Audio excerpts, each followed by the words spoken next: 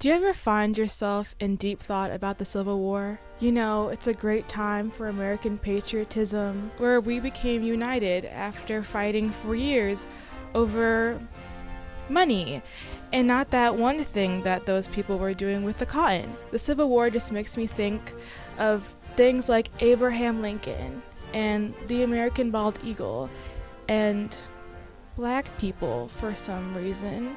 God, I just love that I can think so freely about history. It doesn't matter why the Civil War happened, it just matters that it did happen for some reason, and I think we should all think about that ambiguous but important reason so that one day we can watch American movies. And every creed and color can look back at American history and be like, oh my God, I remember when that happened. Christopher Columbus, what a crazy guy. Oh, you know, Nixon was just trying his best. This is my American dream. To laugh at all the nondescript oopsies that led us here today. I wonder what director and writer Alex Garland thinks about how we all got here, and why something so wacky as a second Civil War would happen today. Okay, I'm done with the bit. It's time to be annoyed. Civil War is a 2024 dystopian thriller. It is written and directed by Alex Garland. It is about 4 photojournalists as they travel through a near-future America. They race to DC to document the final moments of the president's life before rebel factions descend on the White House. It is hard to describe this movie and all of its flaws, just because the movie itself is so extraordinarily vague and stilted. I really knew nothing about this film before I watched it, and it was simply because I didn't want to. The idea of a new movie called Civil War in this political climate just made me roll my eyes. I never watched the trailer before watching this. I never even heard about the scandal surrounding its promotional posters. This movie about the fall of American institutions made its promo posters with AI. And I will not get into the irony of that because it'll become a rant, but I feel like that really shows you what type of movie that we're working with. Despite all of it and the negative energy it had, I got curious and I wanted to watch it to see if it was as bad as I thought it would be. I watched it.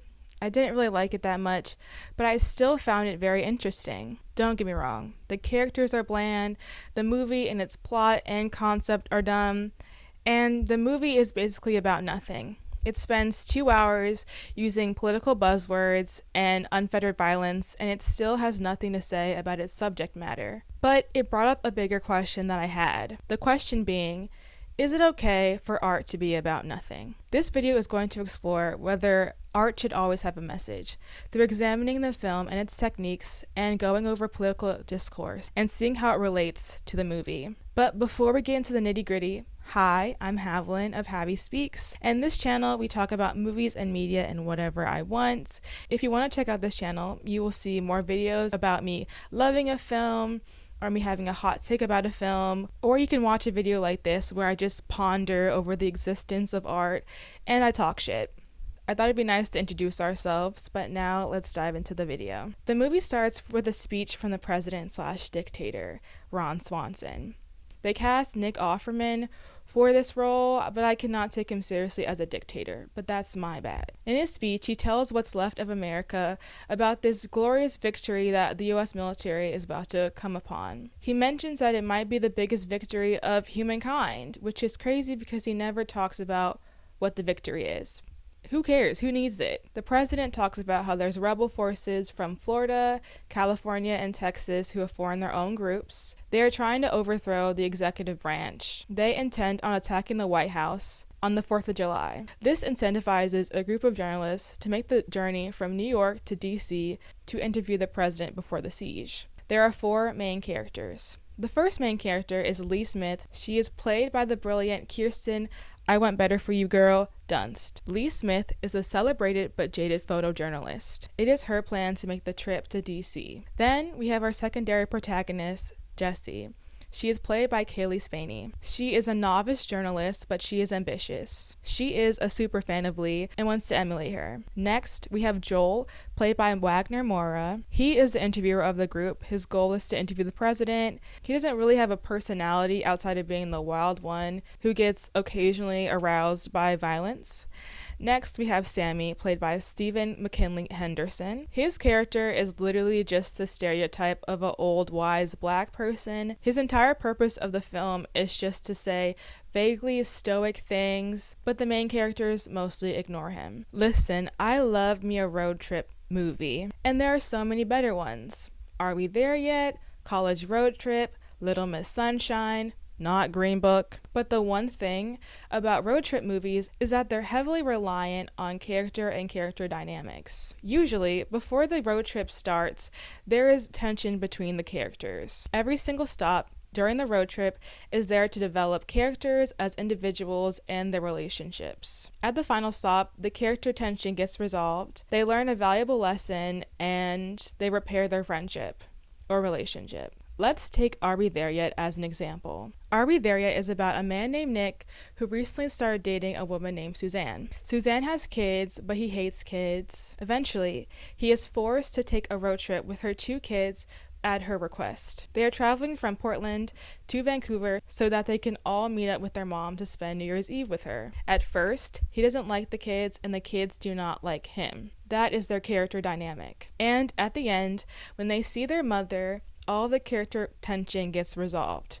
Spoiler alert, you should watch the movie. If you haven't watched it, please do it. The kids and Nick get along with each other after all the lessons learned and forced proximity. At the end, they become a family, making their mom happy on both ends. Cut and dry. There is a conflict in both the plot and the characters, but by the end, there is resolution for both of those things. That is not the same thing for Civil War. Let's talk about the character dynamics of Civil War. We will be talking about Jesse and Lee's dynamic because they have the most developed one, and most of the character dynamics are so underdeveloped that it doesn't really matter to talk about it.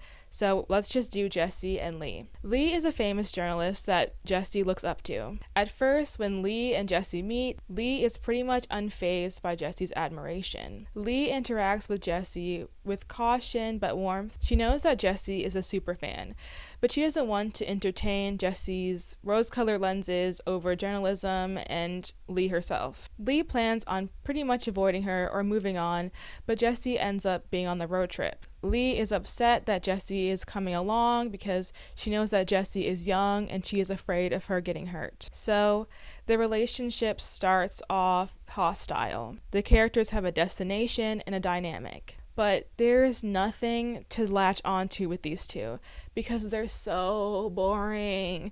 Literally all these characters talk about is photography, which seems like a silly thing to make fun of, but when you look closer, you realize it's a big problem. I'm going to have to bring up Are We There Yet again, and I'm sorry but not sorry because I know that these two movies are completely different in objectives and tone, but it's important for the argument. Trust me. In Are We There Yet?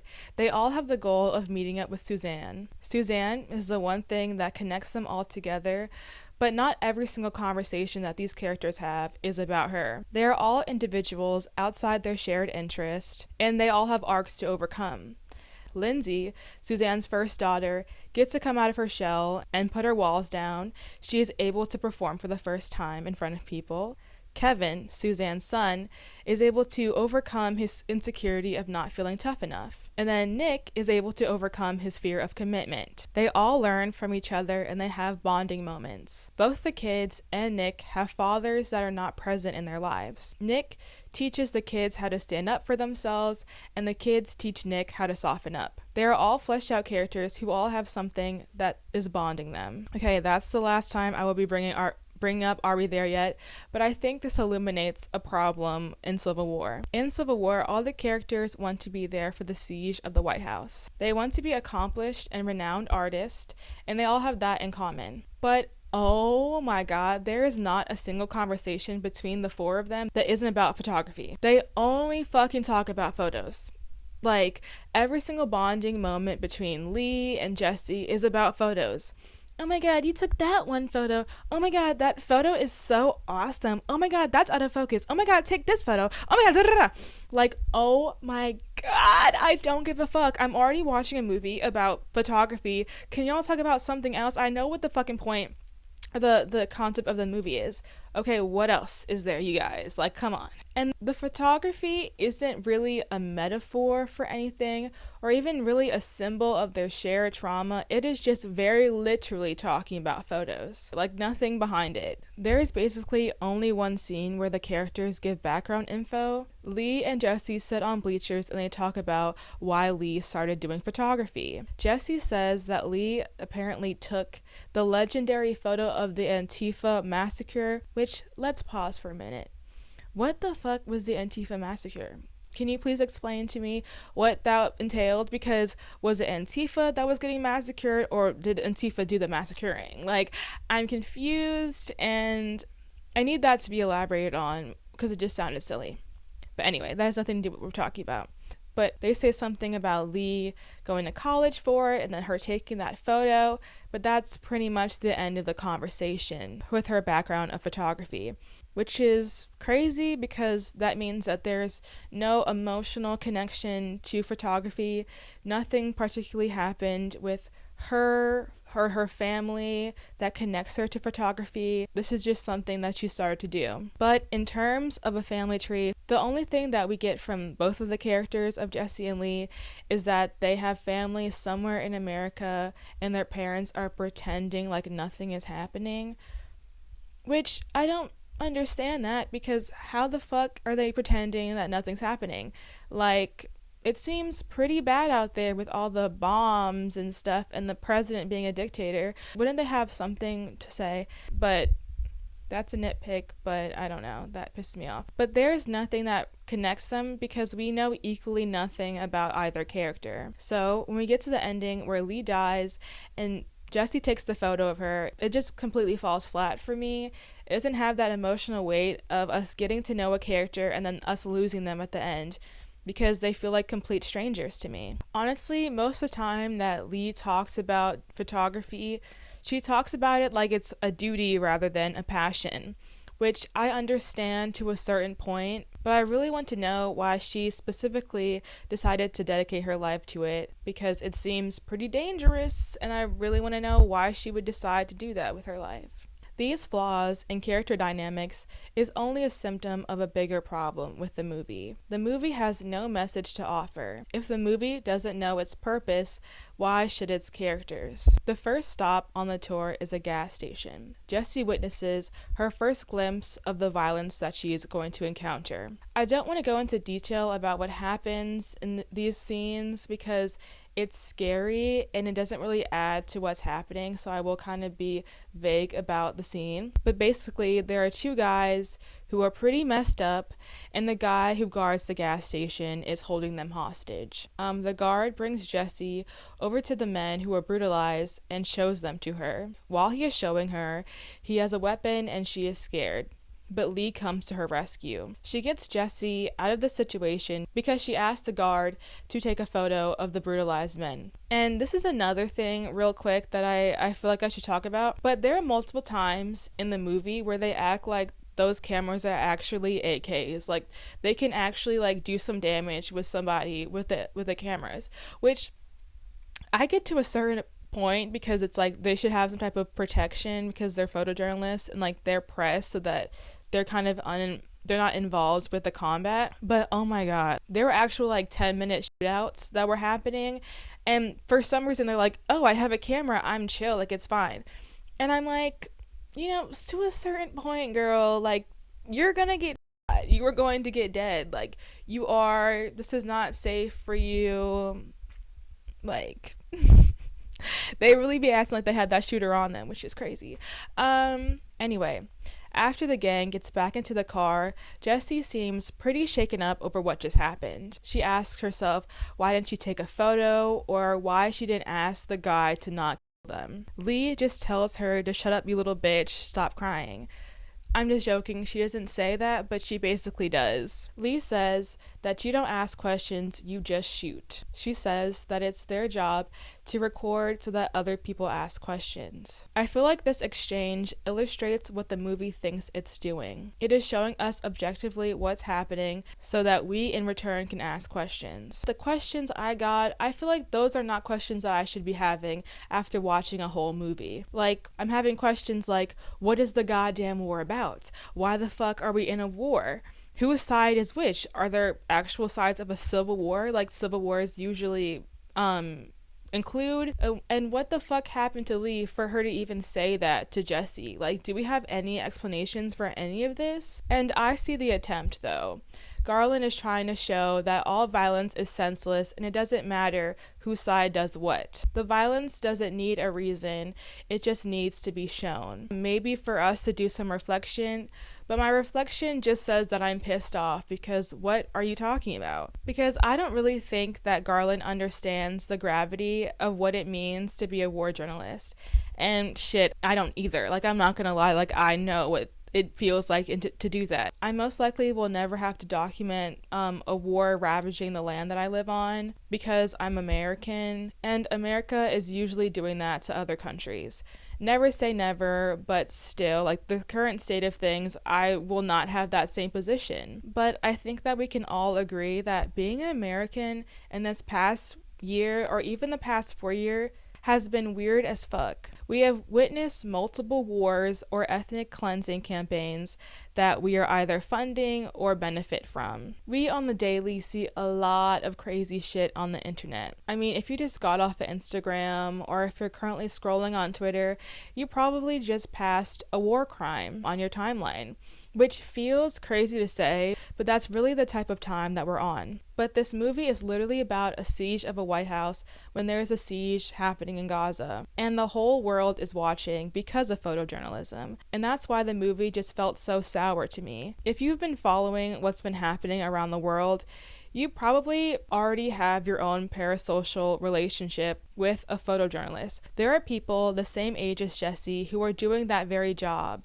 in real life. They are taking actual photos of their land being ravaged by war. That's what makes civil war so disappointing. We have very recently have seen what it takes to be a journalist and what it's like to do this line of work. It is extremely dangerous, which the movie kind of gets, but it's also extremely personal. These journalists are taking pictures of what's happening because it's happening in their home. They are doing this job because if they're not there to document what's happening, who else will? The lives of their friends and family are being threatened, and from what I'm getting, they're doing this so that no one forgets what's happening to them. Even if there's no land left, even if there's no one left, we will never be able to forget their story. And this is something that isn't unique to what's happening now. This has always been the reality of photojournalism. Documentation of historical events is how a lot of movements have started in the past. Photos taken during the Vietnam War is how a lot of anti-war protests started happening in the 60s and 70s.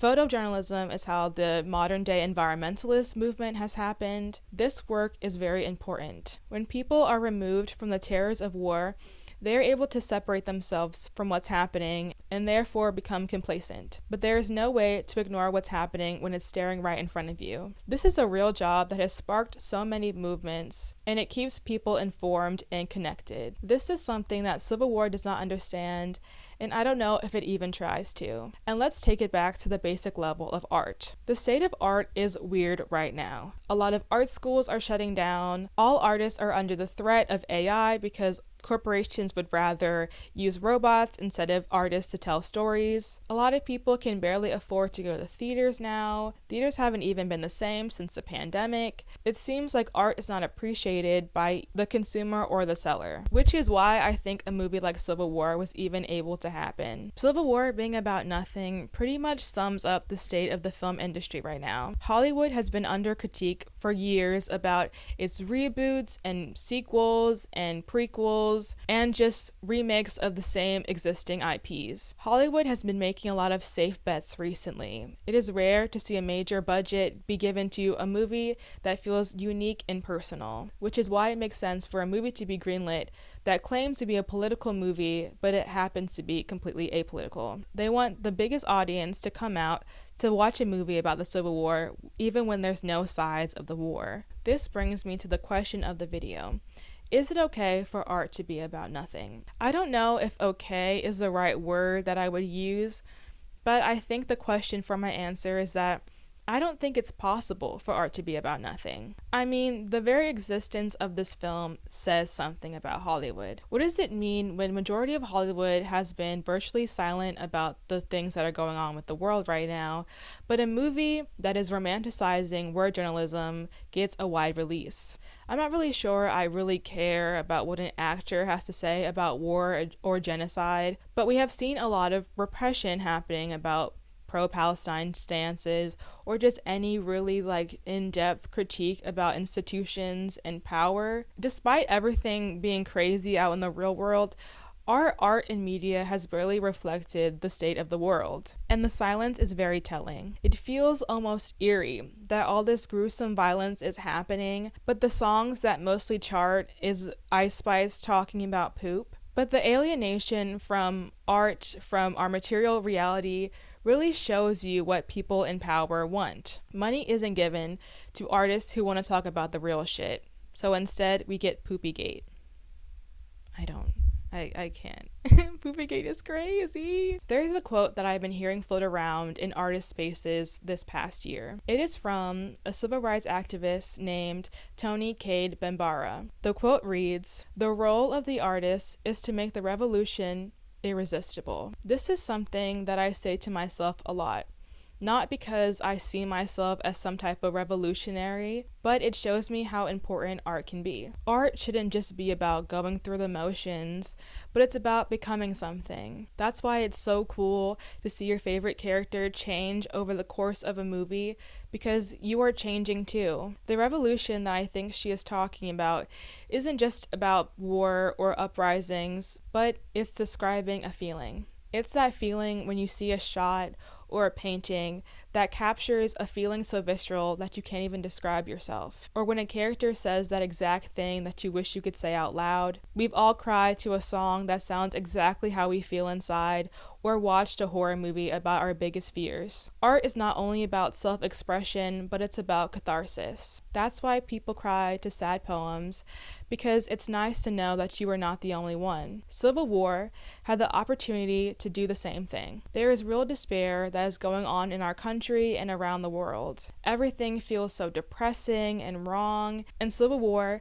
had the opportunity to say, shit, I'm scared too. I'm scared about where we're heading, and I don't know what to latch onto to make myself feel sane. I connect with the characters in that way, because when I feel like the world is going to shit, I turn to art too. Literally what I'm doing right now.